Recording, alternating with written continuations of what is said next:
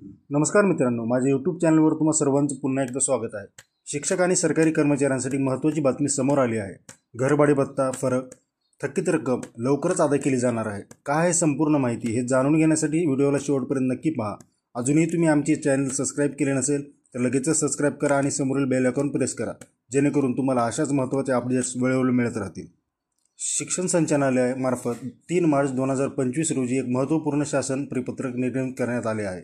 यानुसार जुलै 2021 पासून राज्य सरकारी कर्मचारी तसेच अनुदानित शाळांमध्ये शिक्षक आणि शिक्षकेतर कर्मचाऱ्यांना एचआरएमध्ये वाढ लागू करण्यात आली होती। ही वाढ 24% वरून 27% करण्यात आली आहे। प्रत्यक्ष वाढीचा लाभ ऑक्टोबर 2021 पासून अदा करण्यात आला आहे। जुलै 2021 ते सप्टेंबर 2021 या कालावधीत एचआरए थकबाकी अद्याप शिक्षकांना मिळालेली नाही। यामागील कारण म्हणजे शालार्थ प्रणालीमध्ये टॅब उपलब्ध नसणे।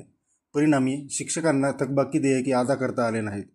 शासन निर्णयानुसार थकीत देयकांचा कालावधी 1 वर्षापेक्षा अधिक असल्याने याला प्रशासकीय मान्यता देणे बंधनकारक आहे।